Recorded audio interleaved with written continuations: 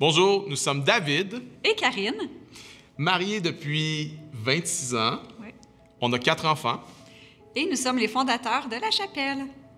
Tu commencé? Oui. Bien, en fait, on a toujours su qu'un jour, on implanterait une église. On ne savait pas le quand, le où et le comment, mais c'était déjà très, très fort dans notre cœur quand on a commencé le ministère. Un jour, on va implanter. On pensait pas à Montréal. En fait, ce qu'on avait fait, c'est qu'on s'était ouvert à toutes les possibilités, sauf celle de Montréal. Tu sais, quand tu fais une prière puis tu dis « Seigneur, tu peux nous envoyer partout, sauf à cet endroit-là. » Oui. Le Seigneur, il y a de Une prière l'humour. dangereuse. Puis David, il a fait un cours à l'ITF. Oui. Mais vas-y, raconte. Un cours sur l'implantation d'église. Oui. Il fallait que je fasse un travail, comme si on simulait une implantation d'église. J'ai découvert que, par capita, le besoin d'église à Montréal était plus grand qu'ailleurs au Québec. Puis une autre des choses que j'ai découvert, c'est qu'il y avait très, très peu d'églises qui avaient une intentionnalité à être capables d'aller chercher des gens qui sont complètement déconnectés de l'Église. Après ce travail-là, on a fait « OK, c'est Montréal. » On avait notre réponse. Mais on n'avait toujours pas le quand et le comment. Oui. Mais OK. Et à partir du moment qu'on a eu le go de Dieu, ça a pris 2 ans. Oui, il y a eu 2 ans de préparation. 2 ans de préparation, prière, de réflexion. Le moment où Dieu nous a montré qu'il fallait le faire, ça a été comme un impératif divin. La première réunion qu'on a faite officiellement a été dans notre salon. Oui. Oui. Ça a démarré chez nous. C'était pas public à ce moment-là, c'était pas connu. Non, c'était vraiment juste de personnes qui sont vraiment très, très près de nous, puis qui ont parlé à des amis, qui avaient à cœur Montréal, puis c'est comme ça que ça a grandi. Bien, corrige-moi, je me trompe, mais la dernière réunion de prière qu'on a faite à la maison, on était, je crois, 35 ou 30, à peu près, 35 à 38 personnes dans notre petit salon. Fait que là, on a dit, OK, bien, on a notre démarrage d'église, en fait. Puis, après ça, le projet est devenu public. Après ça, on a annoncé notre départ de notre ministère. On était à l'Église Nouvelle-Vie à ce moment-là. Puis, il y a des gens dans l'Église là-bas qui ont eu aussi à cœur de soutenir ce projet-là. Donc, il y a des gens qui se sont joints à nous là-dedans pour la deuxième phase, qui était la phase du Côte-Barre. Environ 125, je pense, 150 personnes show up, première réunion au Côte-Barre. On est vraiment, vraiment surpris de ça. On ne s'attend pas à ça du tout. Là, on se dit, bien, c'est la première, c'est la nouveauté, les gens sont curieux. Fait qu'on va voir à la deuxième soirée vision qu'on fait. Oui. Et là, la deuxième soirée vision, il y avait encore plus de monde. Fait que là, on lance une 3e et une 4e. Puis à chaque fois qu'on faisait une soirée vision, il y avait encore plus de gens. Dieu a mis ça dans le cœur de tellement de gens, ce rêve-là pour une ville. Montréal, c'est une grande ville, mais avec tellement peu de croyants, tellement peu d'églises qui rejoignent des Québécois. Puis c'était comme plein de gens qui avaient une soif de répondre à cet appel-là que Dieu a mis ensemble pour bâtir cette église-là. Puis c'est ça qui m'a le plus touché, c'est de voir à quel point Dieu parlait individuellement à chacun. Il y avait cette énergie qui se dégageait de ces jeunes-là, cette soif de Dieu. Dans ces premières réunions-là, il y avait une bande de jeunes. À ce moment-là, on était jeunes, on va le dire, ça fait 10 ans, là. Mais bon, bref. Très, très passionnés par l'Église et qui avaient vraiment une propension à vouloir amener des services de louange congrégationnels et aussi participatifs. Donc, le but, c'était de créer une expérience d'adoration où les gens étaient impliqués dans la chose. Et moi, qui est une personne très, très, très extravertie, bien, ça me rejoignait particulièrement dans cet aspect-là.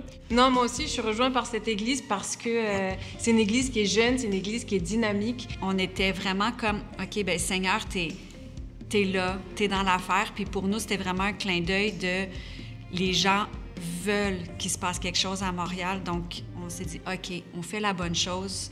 Et ça nous a vraiment boosté pour dire, on continue, on y va. La vision était quasi claire quand on est arrivé devant les gens parce que ça faisait 2 ans qu'on était déjà, nous, dans ce processus-là. On savait qu'on allait être une église pour ceux qui ne vont pas à l'église. Puis ça, c'est sûr que ça m'a vraiment interpellé parce que pour moi, c'est un des mandats de l'Église qui est vraiment important, mais qui est tellement difficile à faire. C'est difficile d'être une Église pour ceux qui n'y vont pas. Puis puisque ça a été un des trucs importants dès le départ, je pense que c'est ce qui fait que ça m'a vraiment accroché. Puis dire, moi, je veux être là, je veux participer à ça, je veux aller rejoindre les gens qui vont pas à l'Église puis qui disent, je veux jamais y aller, qui rentrent puis qui soient surpris finalement, de dire, hey, c'est peut-être pour moi. Pour moi, la chapelle, puis je pense que le slogan l'englobe bien, une église pour ceux qui n'y vont pas, est capable d'aller rechercher des gens qui sont vraiment loin de Dieu, des personnes qui ont différents types de background, différents types de personnalités. On va réussir à rejoindre des personnes qui n'ont jamais entendu parler de l'amour de Jésus, des personnes qui ne sont jamais entrées dans une église. Donc, je voulais absolument faire partie de cette aventure-là. On savait que la formation de disciples aurait une place super importante dès le départ. Moi, je suis venue au Québec pour faire des disciples. Alors, ça s'encadrait complètement dans l'appel sur ma vie depuis le début de ma vie missionnaire.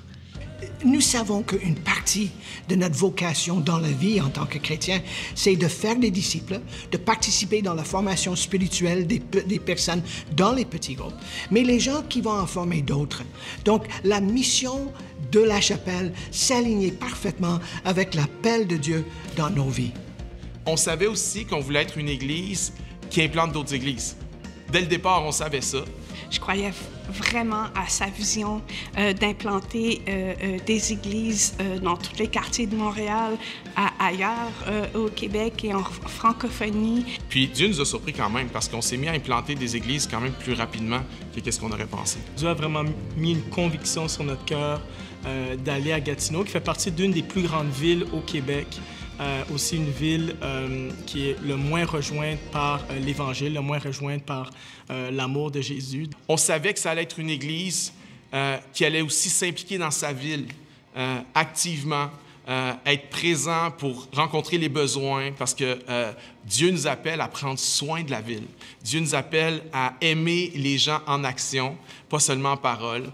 On savait que ça allait prendre une grande place aussi dans la vie de l'Église. On savait que les arts allaient prendre une grande place dans la vie de notre Église. Alors, c'est toutes des choses qu'on a parlé dès le départ. Moi, jour 1, j'ai été attiré par la propension à vouloir utiliser les arts et la créativité pour amener des gens à l'Église. Dieu étant le plus grand des créateurs, je pense que son Église doit aussi créer et être bon là-dedans et influencer aussi toutes les sphères de la société avec l'aspect visuel, l'aspect créatif de l'Église. Pour moi, c'était évident que je voulais rejoindre la chapelle pour m'exprimer créativement dans cette Église-là, parce que je trouve que le plus beau message à exprimer en design, c'est le message de l'Évangile. Avant même le lancement de la chapelle, on sentait qu'il y avait un regroupement d'artistes qui décidaient de s'engager à cette église-là. Donc, j'étais très interpellée par la fibre créative aussi, qui avait dès le début, ça bouillonnait, la créativité. Et à cause de ça, moi, je crois que dans sa louange, qui est extrêmement participative, la chapelle se distingue. Si tu viens à la chapelle, je crois vraiment très sincèrement que tu vas ressortir avec beaucoup de joie en toi. Parce que des fois, c'est difficile de faire passer le message en parole, mais en chant, en art, le cœur est préparé à recevoir le message ensuite. Fait que c'est ce qu'on essaie de faire dans notre vision à travers les arts à la chapelle. Le timing de Dieu, la faveur de Dieu, on fait la bonne chose dans le bon temps. Puis les gens étaient là vraiment avec nous. Oui. Et la vision qui a été véhiculée à ce moment-là m'a touchée vraiment droit au cœur. Je savais qu'il y avait quelque chose de grand qui allait prendre place à ce moment-là. Puis la soirée vision suivante, on est arrivé puis on dit « Hey, mes amis, ben on a trouvé le local. » Les gens se réjouissaient « Yeah, let's do it! » Mais j'aurais jamais pensé qu'on aurait démarré si rapidement. Je pensais pas ça. Puis encore là, on savait pas à quoi s'attendre parce que des 150 personnes, quelques qui sont venus dans les soirées vision, ce qui est surprenant, c'est que la moitié d'entre eux ne sont jamais venus à l'Église. Mais Dieu préparait d'autres personnes qui allaient, eux, venir à l'Église. Alors, on a commencé à baptiser des gens. Puis on s'est mis à baptiser des gens vraiment rapidement. Je pense que ça a pris juste 3 mois, puis on a fait un premier baptême, 40 41 personnes baptisées ou quelque chose comme ça.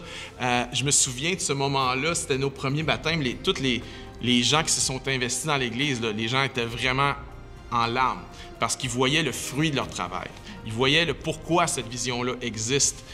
C'est pas une vision d'une organisation, c'est une vision d'amener des gens à la connaissance de Jésus pour qu'ils trouvent la vie en lui, puis qu'après ça, ils puissent grandir comme disciples, puis marcher avec le Seigneur. Puis aujourd'hui, plus de 900 personnes qui ont été baptisées à la chapelle à travers les années. Puis ça continue à être au cœur de ce qu'on veut faire, d'amener des gens à la connaissance de Jésus. Je crois que c'est le moment pour nous de rêver grand, d'entendre qu'est-ce que Dieu veut de nous, d'entendre qu'est-ce que Dieu veut qu'on fasse et de s'y engager maintenant, de bâtir maintenant. Même si on vit dans des temps intenses, on vit dans des temps d'opportunités extraordinaires où Dieu va réveiller l'esprit de beaucoup de personnes pour venir à lui.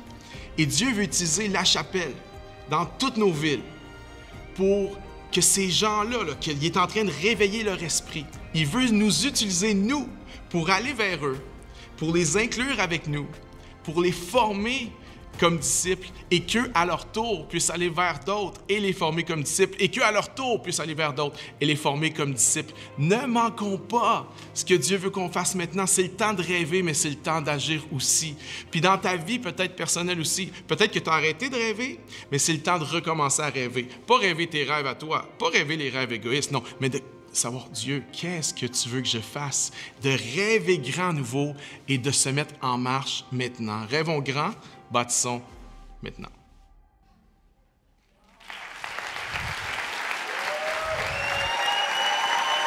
Yeah! Yeah! Est-ce qu'on peut célébrer 10 ans d'action de Dieu dans notre Église? Allez, tout le monde, ça vaut la peine de se lever pour ça, d'applaudir fort. 10 ans d'action de Dieu, 900 personnes baptisées, plus de 70 groupes 5 à 7. Gloire au Seigneur. Amen. Amen. Amen, amen, amen. Hey, avant de t'asseoir, dis à quelqu'un, Dieu est fidèle. Dis ça à quelqu'un, vas-y. All right. Rêvons grand. Bâtissons maintenant. Il y en a, tu te demandes pourquoi le logo de cette série, c'est un X, OK? Parce qu'on est plus créatif que Elon Musk. On l'a pensé avant lui, je vous mens pas. Il nous a copié. Mais lui a accès à tout, hein? Fait qu'il a vu notre logo, il a fait « Hey, je vais prendre ça ». Non, 10, pourquoi? 10 ans de la chapelle, mais aussi X. Pourquoi? Parce que ça vient marquer le moment. C'est un moment marquant pour nous. Aujourd'hui, on va parler du rêve de Dieu. Et j'aimerais vous dire ceci, les rêves de Dieu naissent dans la prière. Rêver est tellement, tellement important. Rêver est ce qui nous distingue des animaux. Les animaux ne font pas de projection de leurs objectifs pour les 5 à 10 prochaines années. Non, ils ne font pas ça.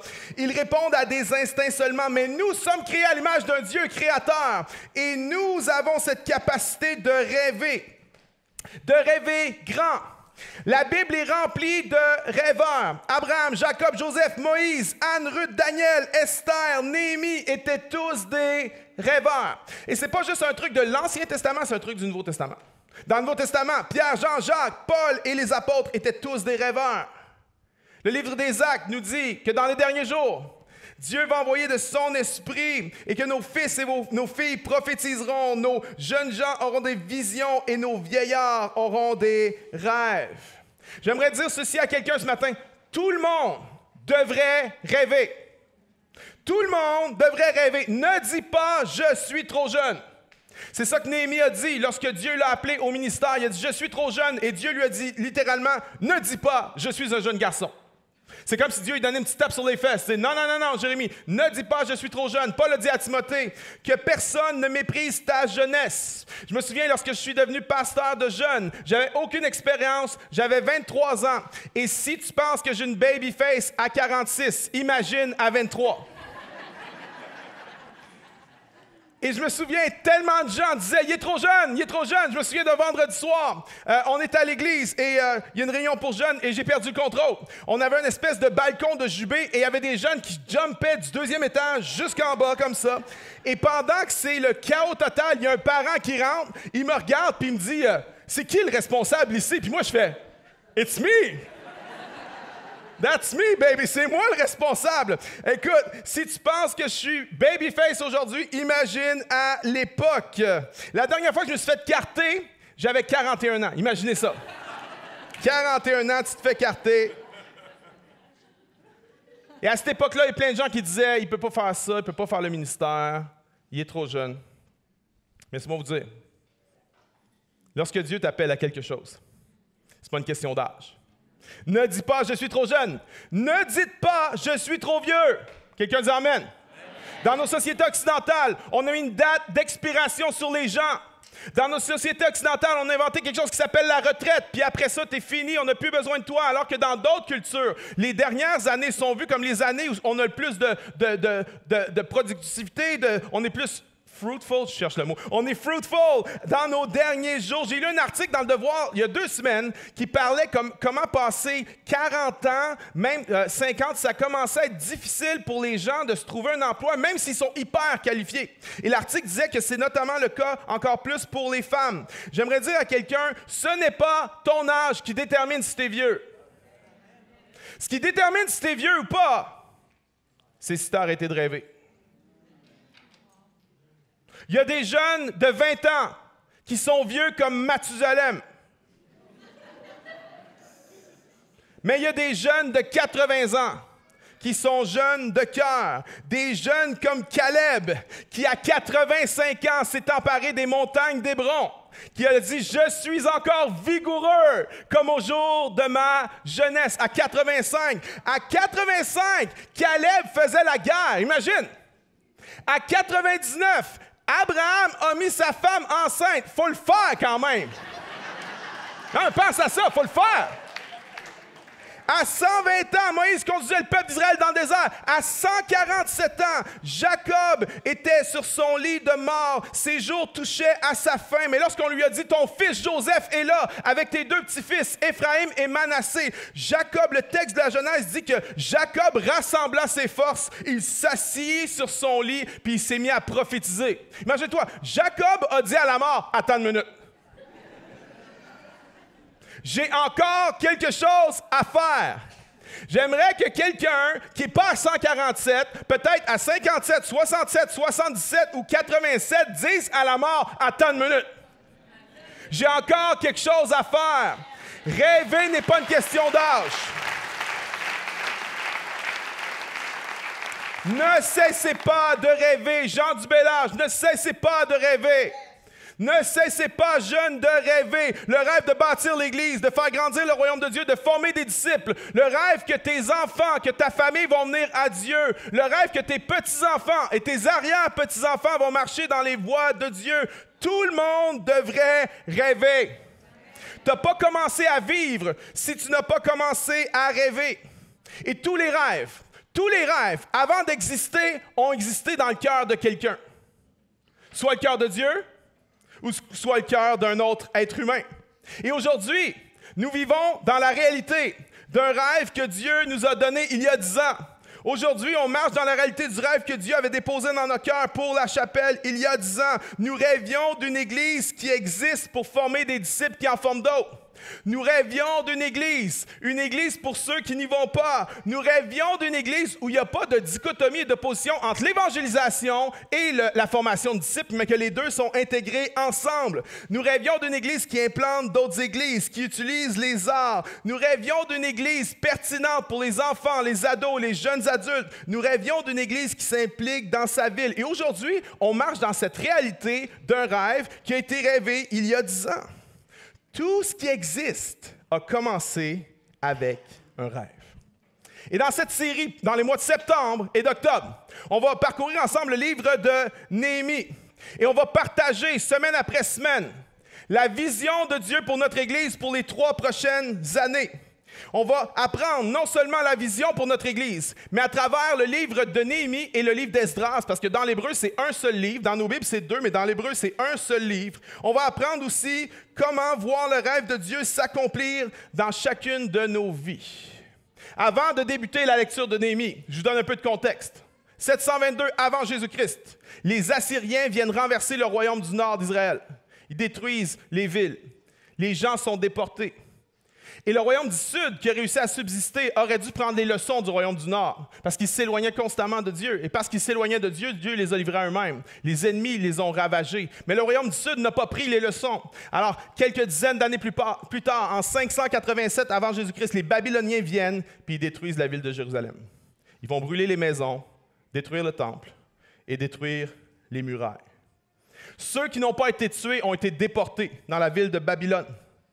Après 70 ans d'exil dans la ville de Babylone, Cyrus, le roi de l'empereur perse, a décidé de laisser retourner les Hébreux dans la ville de Jérusalem pour rebâtir le temple, la ville et ses murailles. Et après avoir réussi à rebâtir le temple, à l'arracher, ça a pris 20 ans, le peuple est tombé dans une léthargie spirituelle à nouveau. Et la ville est restée dévastée, les murailles sont restées détruites pendant plus de 72 ans. Le livre de Néhémie commence en 445 avant Jésus-Christ. Et à ce moment-là, ça fait 150 ans que les murailles de Jérusalem sont détruites. Et malgré, l'histoire nous dit qu'il y a eu de multiples tentatives de reconstruction qui ont toutes échoué. Mais le livre de Néhémie raconte comment, en 52 jours, Néhémie et le peuple ont réussi à faire ce qui avait été impossible à faire pendant 150 ans. En 52 jours, ils ont été capables de faire ce qu'ils étaient incapables de faire en 150 années. Imaginez, j'aimerais dire à quelqu'un, ne sous-estime jamais ce que Dieu peut faire dans une courte saison de ta vie. Ne sous-estime jamais ce que Dieu peut rebâtir dans une courte période de temps. 52 jours pour faire 150 ans. Ça, c'est notre Dieu. Et je crois que ceci est prophétique. C'est prophétique pour nous, la chapelle. Je crois que dans les 2-3 prochaines années, nous allons accomplir plus pour la gloire du Seigneur qu'on a fait dans les 10 premières années à la chapelle. À chaque semaine, on va révéler certaines parties de ce plan, de cette vision. Mais on va commencer là où Néhémie a commencé, au chapitre 1, verset 1. Parole de Néhémie, fils de Hakalia. Au mois de Kislev, la 20e année, j'étais à Suse, dans la capitale. Anani, l'un de mes frères, et quelques hommes arrivèrent de Juda. Je les questionnais au sujet des Juifs rescapés qui étaient restés dans la captivité et au sujet de Jérusalem, parce que Néhémie vit en exil à Babylone. À Suse, pardon. Ils me répondirent, ceux qui sont restés de la captivité sont là dans la province, au comble du malheur et de l'opprobre. Les murailles de Jérusalem sont détruites et ses portes sont consumées par le feu.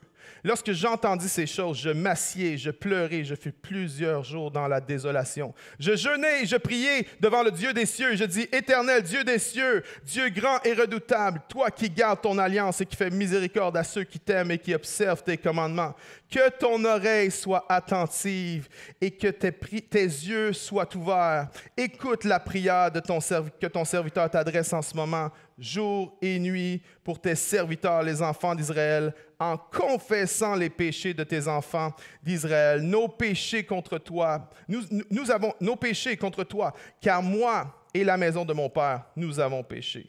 Nous t'avons offensé. Nous n'avons point observé les commandements, les lois, les ordonnances que tu prescrivis à Moïse, ton serviteur.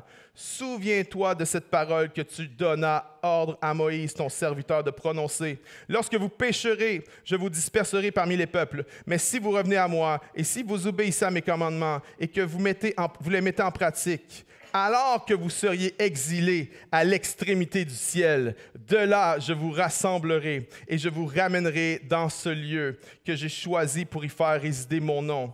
Ils sont tes serviteurs et ton peuple que tu as racheté par ta grande puissance et par ta main forte. Ah Seigneur, que ton oreille soit attentive à la prière de ton serviteur et à la prière de tes serviteurs qui veulent craindre ton nom.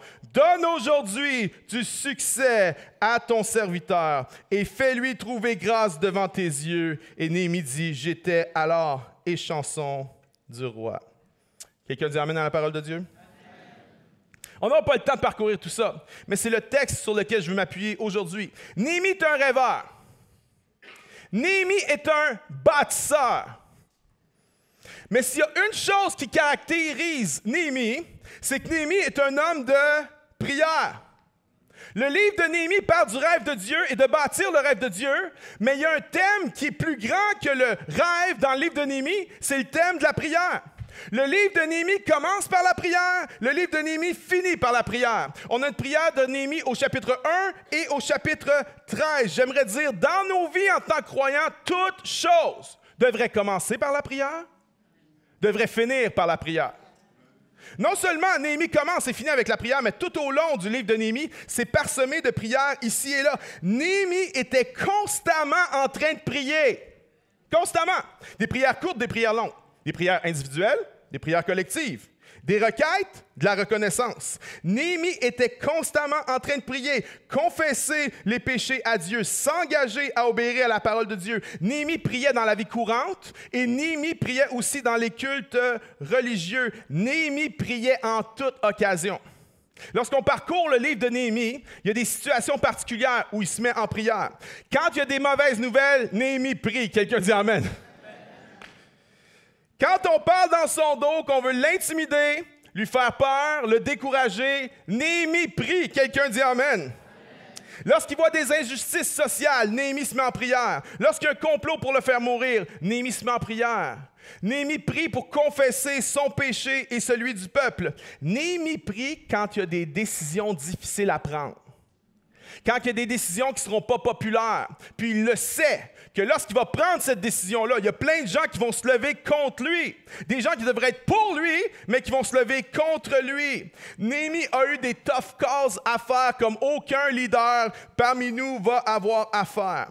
Néhémie, là, c'est une star. Néhémie, c'est un gars doué. C'est un pro du planning.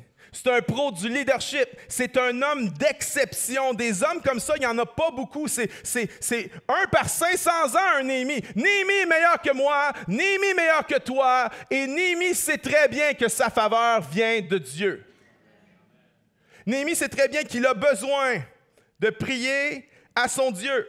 Si on veut, nous, l'Église, accomplir le rêve de Dieu pour cette Église, si tu veux accomplir le rêve de Dieu pour ta propre vie, tu as besoin d'être un homme ou une femme de prière.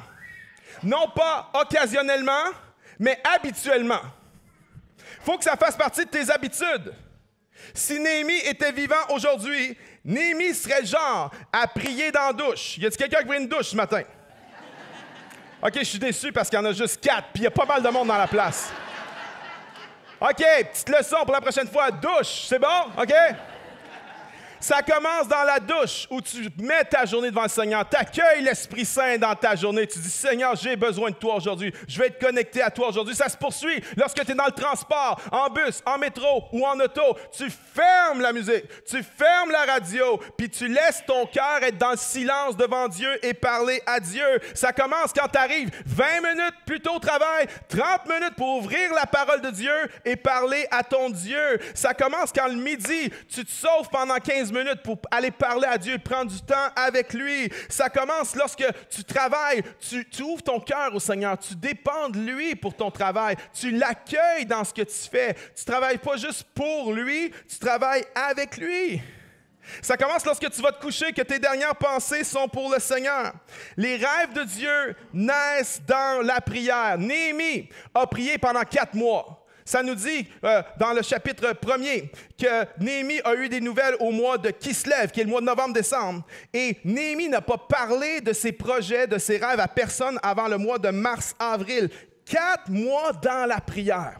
Puis ce qui me fascine, c'est que Néhémie, c'est pas un homme contemplatif. Il y en a, là, tu es un contemplatif. Tu sais, c'est facile pour toi, la prière. OK?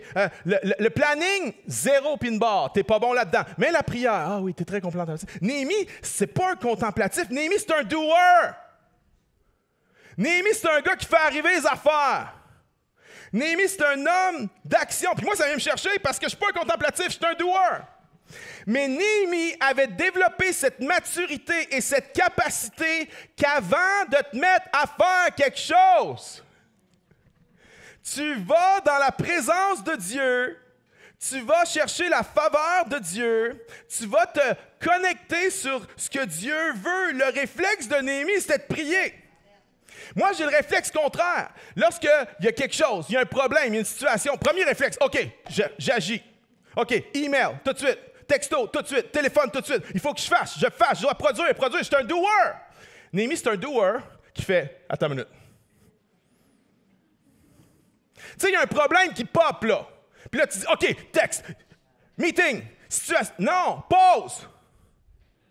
Seigneur, je sais qu'il y a un combat spirituel derrière cette situation-là. Je veux te présenter cette personne-là. Je veux te présenter cette situation-là. Je te prie, Seigneur, de venir parler au cœur de... Tu mets ça en prière avant d'agir. Néhémie, c'est un doer qui a appris à prier avant. C'est extraordinaire. Les rêves de Dieu sont reçus dans la prière, mais les rêves de Dieu sont précisés dans la prière. Lorsque le Seigneur veut t'amener à faire quelque chose, c'est la prière qui va venir préciser ce qu'il t'appelle à faire. C'est comme les Polaroid. Vous connaissez ça, les photos Polaroid? Bon, les vieux connaissent ça, mais les jeunes connaissent ça. C'est revenu à la mode, ce truc-là. Hein? Tu prends une photo Polaroid, là, il faut que tu bouges ça. Puis là, plus tu bouges, plus tu attends, plus l'image devient définie, right?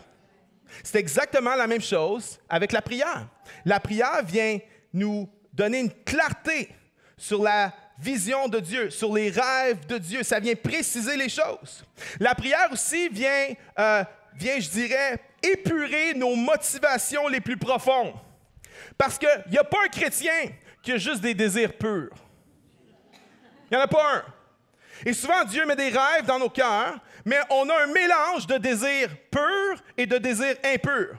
On a un mélange d'ambitions qui sont pures pour la gloire de Dieu et d'ambitions qui sont impures pour la gloire de moi. Et c'est tout enchevêtré ensemble. Mais la prière vient filtrer. La prière vient épurer. Parce que souvent, parfois, souvent, le rêve lui-même va devenir une idole. Et lorsque le rêve devient une idole, ça se peut que tu fasses la bonne chose, mais pour la mauvaise raison. Et quand tu te mets à faire la bonne chose pour la mauvaise raison, c'est juste une question de temps avant que tu te mettes à faire la mauvaise chose au nom du rêve de Dieu. Mais la prière, salut Dan, vient filtrer. La prière vient passer au tamis nos motivations. Et dans les prochaines semaines, on va dévoiler beaucoup de détails sur notre vision. Mais le rêve de Dieu, il y a un rêve plus grand. C'est Dieu. C'est Dieu le rêve. Alors, tous les projets, toutes les choses sont secondaires. Et à quoi ça nous sert en tant qu'Église de plonger tête baissée dans des projets si Dieu, ce n'est pas notre projet? Alors, on va faire comme Néhémie. Néhémie n'a pas commencé par le rêve. Néhémie a commencé par la prière. La semaine prochaine, invite tout le monde que tu peux inviter, OK? Même ton chien et ton poisson rouge, invite-les parce que je vais dévoiler des choses qui sont vraiment très, très précises et spécifiques. Mais je veux établir un fondement cette semaine. Je veux nous appeler à la prière, individuellement et collectivement. Le rêve qu'on va vous présenter dans cette série n'est pas le rêve de David Potier. Ce n'est pas le rêve de David. C'est un rêve qui a été épuré, qui a été sondé, qui a été filtré par la prière, à passer du temps avec Dieu. Et j'ai une confiance ferme que ce que nous allons vous présenter, ce n'est pas mes désirs, ce n'est pas mes projets, c'est les plans que le Seigneur a pour nous en tant qu'Église. Mais ça commence dans la prière. Ça vient filtrer nos motivations. La prière vient ouvrir des portes qui étaient fermées. Lorsque Néhémie a eu la permission, on va lire ça la semaine prochaine, il a eu la permission du roi de rebâtir les murailles. Lorsque Néhémie a eu cette permission, le roi qui a donné la permission, c'est le même roi qui avait arrêté la construction quelques années auparavant. Artaxerxès, le même. Mais c'est quoi la différence? La prière. La prière a fait la différence. Maintenant, il y a des historiens athées qui disent non, Dieu n'a rien à voir là-dedans. C'est que c'était une saison différente pour l'empereur. L'empereur voulait protéger son empire d'une possible invasion égyptienne. Alors, dans un move défensif, il a décidé de laisser les Hébreux rebâtir les murailles de Jérusalem. J'aimerais dire, vrai? C'est vrai, ça? C'est une cause naturelle. Mais j'aimerais dire une affaire. Derrière chaque cause naturelle, il y a une cause surnaturelle. Et la cause surnaturelle s'appelle Dieu. Derrière cette permission, il y avait le Seigneur qui ouvrait des nouvelles portes parce que Néhémie était un homme de prière. La prière a rendu possible ce qui semblait impossible en 52 jours, bâtir ce que personne n'avait réussi à faire en 150 ans. Si on veut rêver grand, si on veut bâtir maintenant, mes amis, ça commence par rebâtir la muraille de prière dans nos vies. À quoi ressemble ta muraille en ce moment? Est-ce qu'elle est comme Jérusalem à l'époque? Les portes sont brûlées, beaucoup de brèches dans la muraille, vulnérable à l'ennemi. Pas de muraille veut dire pas de protection. Vous m'entendez? Pas de muraille, pas de protection. Les voleurs, les brigands, les envahisseurs peuvent venir à n'importe quel moment. C'est exactement la même chose qui arrive à un croyant qui ne place pas cette muraille de protection autour de sa vie. Tu deviens vulnérable aux attaques de l'ennemi. Lorsqu'il y a des tentations, elles sont plus attirantes. Tu regardes à la vie du méchant, puis tu te dis, « Ah, ça doit être eux qui l'ont l'affaire. » Tout en toi devient plus bent, vers le péché, plus courbé vers le péché. Tu as l'impression d'être constamment dans les câbles. Tu as l'impression de toujours être en mode de survie où tu n'arrives pas à frapper, tu te fais frapper constamment. Tu es constamment en train de te faire voler quelque chose. Voler ta paix, voler ta joie, voler ton zèle, voler ta passion, voler ta pureté. Constamment en train de te faire voler quelque chose parce que pas de muraille veut dire pas de protection. Pas de muraille veut dire pas de repos. Pas de repos. Pourquoi? Parce que tu dors pas bien. Quand tu sais que l'ennemi peut venir à n'importe quand te ravager pendant la nuit. Il y en a, tu n'as pas de muraille de protection de prière autour de toi, puis tu dors pas bien. Tu ne trouves pas le repos. Tu dors, mais tu n'es jamais reposé. Tu es en congé, mais tu es toujours fatigué. Tu prends des vacances, mais tu n'es jamais ressourcé. Il y en a, tu sors de vacances, puis tu es brûlé. Merci pour l'honnêteté. C'est pas juste pour toi, mon frère. Tu reviens de vacances, puis tu es brûlé. Il y a quelque chose qui ne marche pas, là. Nos parents ne venaient pas de vacances brûlées. Il y a quelque chose qui ne marche pas. Le carnivore digital. L'absence de prière. La combinaison des deux. Il y en a, tu n'es jamais reposé. Parce que ta muraille est détruite autour de toi. Il n'y a pas de muraille de prière, de protection. Pas de muraille, pas de protection. Pas de muraille, pas de repos. Et pas de muraille, pas d'abondance. Kathleen Kenyon, qui est une archéologue, qui a fait des recherches à Jérusalem, elle a écrit un livre sur le sujet. Il s'appelle Digging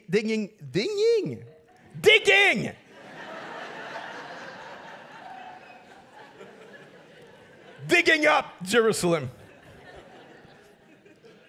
Elle a découvert que lorsque le temple a été détruit à l'époque, la ville avait ce qu'on appelle des terrasses. Parce que Jérusalem est bâtie autour de la montagne de Sion. Alors, il y avait des terrasses. Et une terrasse, c'est quoi? C'est un espace vert où on fait pousser de la bouffe, où on fait pousser de la nourriture. Et une terrasse est soutenue par un mur de soutènement. Puis en dessous, il y a une autre terrasse qui est soutenue avec un autre mur. Mais ultimement, toute cette série de terrasses-là repose sur une seule affaire, la muraille autour de la ville. Enlève la muraille autour de la ville, il n'y a plus de terrasse. Il n'y a plus de terrasse, il n'y a plus d'agriculture, il n'y a plus d'abondance. Les gens tombent en mode survie. Il y en a, c'est exactement ton cas.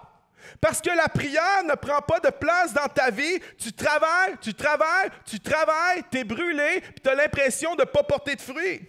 Tu t'épuises à travailler, tes récoltes sont petites, tes greniers sont vides. Tu bâtis une maison, puis tu te fatigues à la bâtir parce que c'est pas toi, c'est pas Dieu qui a bâti, c'est toi qui es en train d'essayer de la bâtir. C'est ce que fait l'absence de muraille autour de nous. Mais Néhémie savait que la prière, c'est une question de vie ou de mort. À notre époque, à son époque, la prière, c'est une question de vie ou de mort. 1945-50. Tout le monde va à l'Église. La culture nous pousse vers ce qui est chrétien. C'était un peu plus relax. Aujourd'hui, tu es à contre-courant. Yeah, amen. Aujourd'hui, tu es à la guerre. Aujourd'hui, c'est un combat spirituel 24 heures sur 24. Il n'y a pas de répit, il n'y a pas de repos. Il y a tellement de gens anxieux en ce moment, tellement de gens sous le stress. Il va falloir que tu apprennes à bâtir une muraille autour de ta ville. Il y en a, tu as de la pression au travail, puis les conditions sont difficiles, et c'est vrai, mais tu ne peux pas continuer comme ça. Tu ne peux pas arrêter de travailler. Il va falloir que tu apprennes à bâtir une muraille de protection autour de toi. Il va peut-être falloir que même pendant ta job, à certains moments, fais semblant d'aller aux toilettes.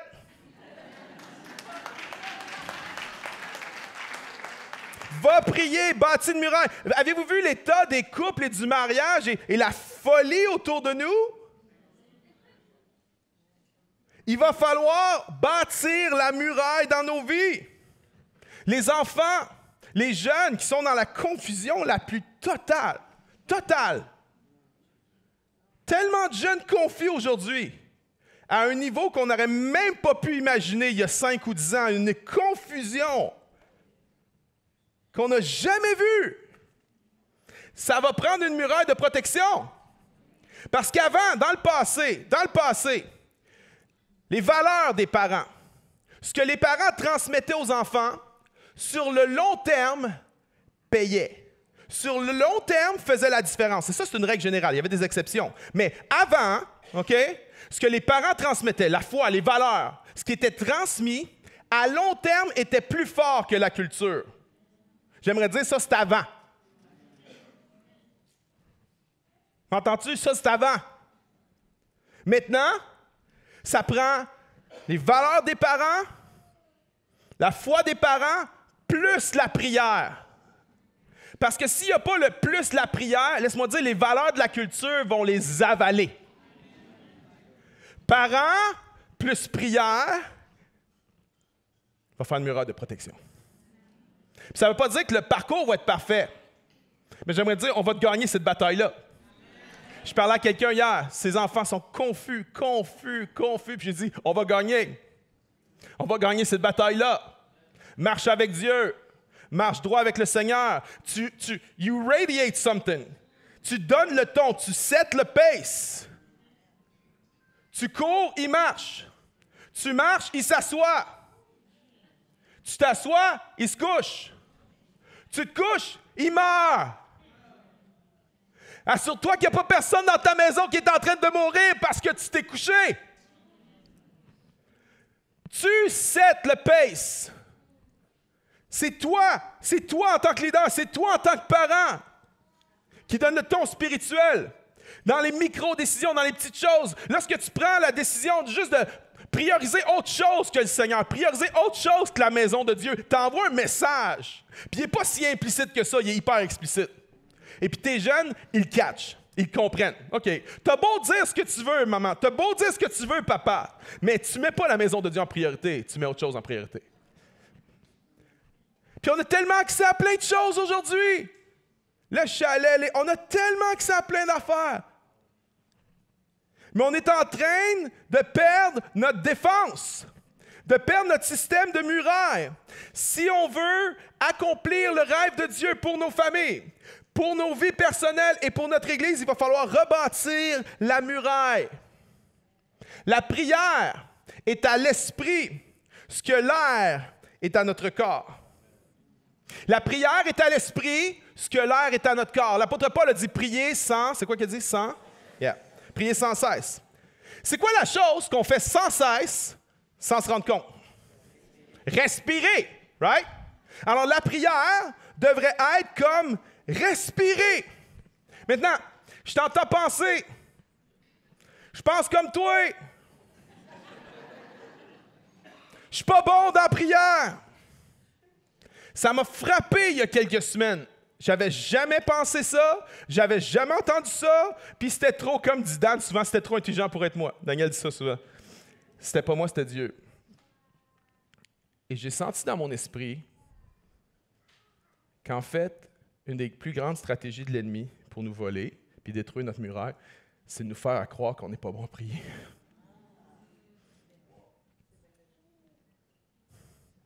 T'es pas bon pour prier? Est-ce que tu respires? Ouais. Est-ce que tu penses? Oui. Alors, t'es bon pour prier. As-tu déjà vu un poisson qui est pas bon à nager? Et là, tu dis oui, Nemo. Non, j'aimerais dire, pas d'accord. Nemo, même s'il y en a une petite, là, il est super bon à nager à comparer de toi, OK? Pourquoi? Parce qu'il est fait pour ça, être dans l'eau. On n'a jamais vu un poisson qui n'est pas bon à nager. De la même façon, j'aimerais dire que les poissons nagent, les humains respirent, les chrétiens sont bons pour prier.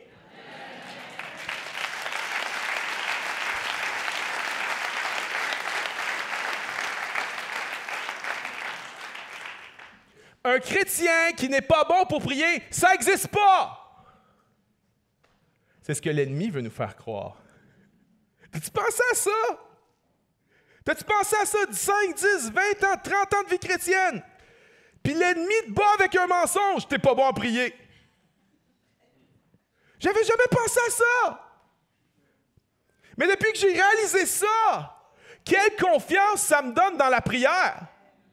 Parce que là, je tombe plus dans la performance. L'ennemi veut nous faire croire qu'on n'est pas bon à prier. Pourquoi? Parce qu'en tant qu'être humain, on n'aime pas ça, faire les affaires qu'on n'est pas bon. Tu m'as-tu déjà vu danser? Si je dansais au concert de Noël, ça serait des scènes disgracieuses. Et tes amis ne voudraient plus jamais revenir à la chapelle. Tu m'as-tu déjà vu faire du acting? Non! Pourquoi? Je suis pas bon là-dedans. Danser? Non! Pourquoi je suis pas bon là-dedans? M'as-tu déjà vu prêcher? Oui! Pourquoi? Parce que je suis pas si pire là-dedans. Les êtres humains... Merci, c'est gentil. C'était pas ça le but. C'était pas ça le but. Les êtres humains, on n'aime pas faire ce qu'on n'est pas bon. Fait que si l'ennemi réussit à nous persuader qu'on n'est pas bon à prier, qu'est-ce que tu penses qu'on va faire? On va pas prier. Je suis pas bon à prier. Sérieux? Est-ce que tu crois que Jésus est le Fils de Dieu, mort pour tes péchés, ressuscité pour te donner une nouvelle vie? Est-ce que tu crois ça? Oui. Est-ce que tu crois que Jésus est Seigneur? Est-ce que tu l'as reçu comme Seigneur de ta vie? Est-ce que tu crois ça? Oui. Si tu crois ça, tu as le Saint-Esprit en toi.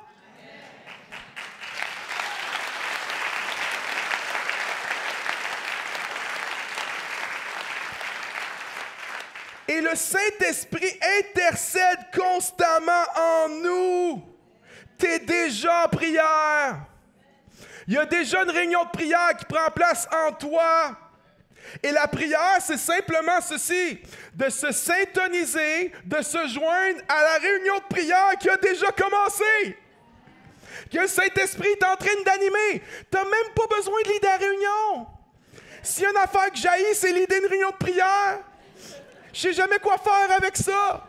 Bonne nouvelle, j'ai pas besoin de leader la réunion de prière. Le Saint-Esprit lead la réunion de prière. Le Saint-Esprit lead ton temps de prière. Ce que tu as à faire, c'est juste de te syntoniser avec ce que le Saint-Esprit veut faire. Arrête de dire que t'es pas bon pour prier. Arrête de dire ça. Arrête de croire ce mensonge-là. Il a dit, moi, mais je suis pas éloquent. Puis j'ai vu Mme Françoise l'autre fois, elle priait, puis je te dis qu'elle a prié. Hein? Les Africains, ils savent comment prier. Ah, les Haïtiens, ils savent comment... Mais nous autres, les Québécois, on ne sait pas comment prier, les Québécois. Les Blancs, on ne sait pas comment prier. Ah. Il y a différentes façons de prier. Et ce que l'ennemi veut faire, c'est qu'il veut t'amener à regarder à la façon de prier quelqu'un d'autre pour penser que toi, tu ne peux pas le faire. Parce que ça, c'est la personnalité de quelqu'un d'autre, c'est la culture de quelqu'un d'autre. Pour t'amener à croire que toi, tu ne peux pas le faire. Et ces mensonges-là t'empêchent de te connecter avec le Seigneur. Ne sois pas intimidé par les prières de quelqu'un. Une fois, je me souviens, je n'aimerais pas le pays. J'étais dans un autre pays, OK? Puis les gens priaient, mais j'étais pasteur, puis j'étais comme, OK, je démissionne. Pour vrai, j'en revenais pas. Je me disais, wow, man! Ça a pris ici! Puis là, une réunion passe, puis une journée passe, puis là, je les entends prier, puis là, à un moment donné, finalement, je me suis rendu compte qu'ils priaient juste toute la même affaire, ils avaient juste à prier la cassette. Puis moi, j'étais là, je sais pas prier, je peux pas prier, Seigneur, je suis pas spirituel. C'est pas par mes efforts, c'est pas par mes propres forces. T'as pas à performer dans la prière. T'as pas à performer pour parler à Dieu. Jésus t'a acquis ce droit-là par son sang versé à la croix. Le voile est déchiré, puis si tu mets ta foi en Jésus, tu as accès à parler à Dieu. Tu as accès dans la présence de Dieu. Tu n'as pas besoin de performer par tes prières. Les meilleures prières, ce n'est pas les plus éloquentes. Ce n'est pas celles qui citent le plus de versets. Je me souviens, il y a quelques mois, j'étais dans une réunion de prière. Puis, il y avait quelqu'un qui est nouveau dans la foi qui était là. Puis je vais changer son nom parce que je ne veux pas qu'il pense que... je ne veux pas le mettre sur le spot, mais il dit « Ouais, Seigneur, c'est moi, Mario.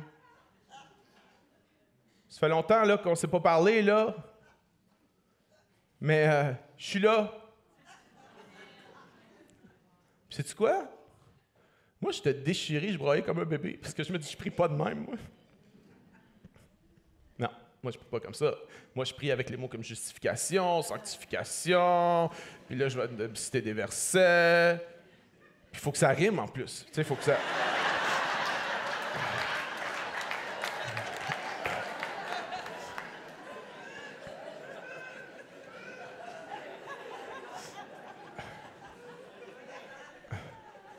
Seigneur, c'est moi, Mario. On était tous en larmes. Puis lui, il pensait que sa prière, c'était vraiment n'importe quoi, là. Lui, il avait honte de sa prière. Puis on était là, non, continue à prier, s'il te plaît. Continue à prier. Arrête de croire que tu n'es pas bon pour prier.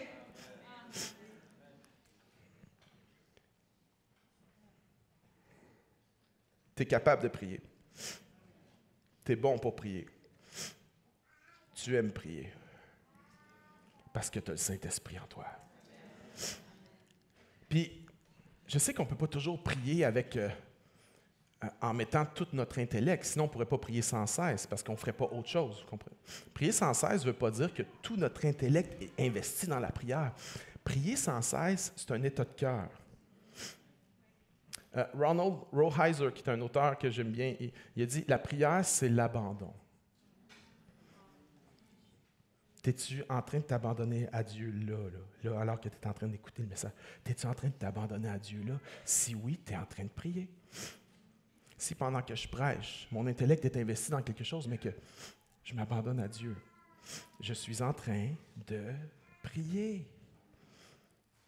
C'est l'abandon. C'est de reconnaître que j'ai besoin. Que j'ai besoin. J'ai passé mes vacances aux États-Unis. Puis le 4 juillet, c'est un big deal aux États-Unis. Hein? Je te dis, nous autres, le 1er juillet, c'est pas un big deal pantoute. Mais eux autres, le 4, là, wouh, man, je te dis, hein? Freedom, puis American Flag, puis la déclaration de l'indépendance, là, c'est la déclaration de l'indépendance du roi d'Angleterre. Nous autres, on est encore pognés avec lui, mais bon. Mais, tu sais, la déclaration d'indépendance, la prière, c'est exactement le contraire. La prière, c'est une déclaration de dépendance. De dépendance envers Dieu. Arrête de dire que tu n'es pas bon pour prier. Parce qu'il y a une chose que tu dois savoir, te rappeler, il y en a tu le sais, mais je veux nous le rappeler, on l'oublie. C'est que dans sa souveraineté, Dieu a fait les choses d'une manière que seulement les choses qui vont être priées par ses enfants vont arriver. Même si c'est sa volonté. Si Dieu ne trouve pas un de ses enfants pour prier sa volonté, elle ne s'accomplira pas. Il n'est pas pressé. Il va attendre quelqu'un d'autre. Dans le système de Dieu, Dieu a fait les choses en sorte que c'est seulement les choses que ses enfants vont avoir priées qui vont s'accomplir. Quand vous priez, dites que ta volonté soit faite sur la terre comme au ciel. Au ciel tout ce qui se passe, c'est la volonté de Dieu. Mais ici sur terre, Dieu cherche quelqu'un. Dieu soupire après quelqu'un qui va prier selon sa volonté, pour que sa volonté soit faite sur la terre comme au ciel. Puis je sais que tu es occupé, je suis occupé, on a un travail à faire. Mais une des choses que Néhémie faisait, c'est qu'il y avait la truelle et l'épée. La truelle, c'est le travail. L'épée, c'est la prière. La truelle et l'épée. Puis là, tu te dis, j'ai pas le temps, j'ai trop de job à faire. J'aimerais dire ceci. En tant que leader spirituel, parce que tout le monde ici est un leader spirituel. Leader spirituel à l'église, dans ton 5 à 7, dans une implication, un service. Leader spirituel dans ta famille. Leader spirituel à ton travail, parce que ton travail, c'est pas une job. Ton travail, c'est un ministère. Puis tu es un leader spirituel à ton ministère. Alors, j'aimerais dire ceci à tous les leaders spirituels dans la place que nous sommes. J'aimerais dire ceci. La prière, c'est le travail. C'est pas comme ça qu'on pense, hein? On se dit, OK, là, je vais prier pour ensuite aller travailler. Mais c'est pas ça, la réalité. Oui, il faut travailler. Oui, la truelle. Mais la prière, c'est le travail. On s'épuise à trop travailler, alors qu'on devrait travailler juste un petit peu moins, puis se mettre à faire le travail de la prière.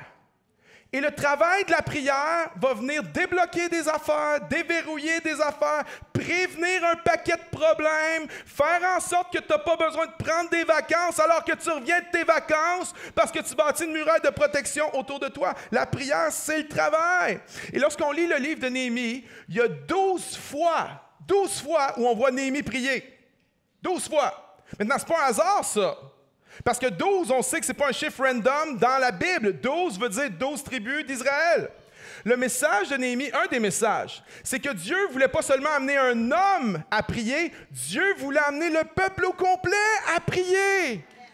Et nous, en tant qu'Église, c'est ce qu'on veut. On veut ensemble être amenés en prière. On va vous donner des opportunités de prière cet automne à l'Église. Mais juste avant, je veux terminer avec ceci. Zacharie, chapitre 2, verset 4. Zacharie 2, 4. Le prophète Zacharie a été appelé de Dieu pour encourager le peuple d'Israël à rebâtir. Parce qu'il s'était découragé, il avait arrêté la construction du temple. Et Dieu envoie le prophète Zacharie pour les encourager. Alors qu'il faut qu'ils rebâtissent cette ville-là, cette muraille-là. Et dans ses encouragements, il va dire quelque chose de weird, de vraiment bizarre. Quand j'ai vu ça, j'ai fait « What? » Zacharie 2, 4. Là, ici, souvenez-vous, leur mandat, c'est de rebâtir. Le temple a été détruit, les murailles sont détruites. Leur mandat, c'est de rebâtir. Et alors que Dieu dit « Vous allez rebâtir », le prophète va annoncer quelque chose du futur. Zacharie 2, verset 4. Il lui dit « Cours, parle à ce jeune homme et dit « Jérusalem sera une ville ouverte. » Une ville ouverte? Pas de muraille. What? Là, il ne parlait pas à l'époque de Néhémie puis d'Esdras. Il parlait d'une époque plus lointaine. Qu'à une certaine époque, dans le futur, Jérusalem va être une ville ouverte. Pourquoi?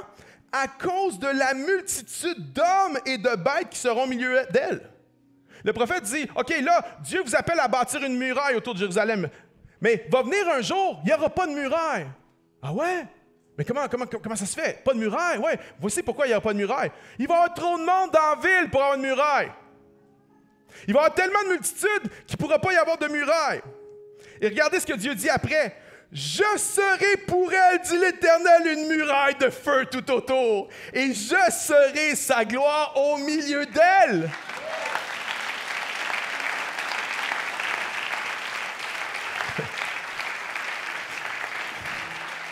Vois-tu, Dieu voulait enseigner à son peuple que leur protection, leur repos, leur abondance, leur muraille, c'est lui. Et ce passage annonçait l'époque où Jérusalem allait devoir ouvrir ses murs et ses frontières parce que des multitudes de toutes langues, de toutes nations, de toutes les couleurs, même des petits Québécois, allaient venir à la connaissance de Jésus-Christ et faire partie de Jérusalem. Et qu'il n'y aurait pas moyen d'avoir des murs à cette époque-là parce qu'il va y avoir trop de monde.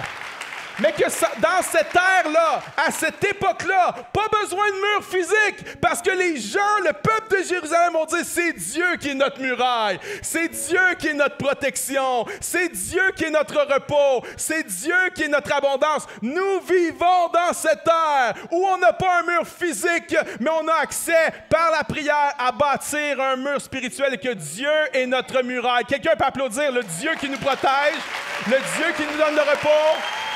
Amen. Oh, on l'applaudit plus fort que ça, mes amis. Come on.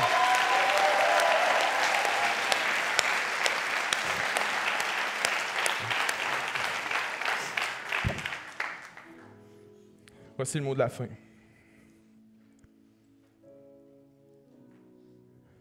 La prière est une muraille, mais ce n'est pas tout à fait exact.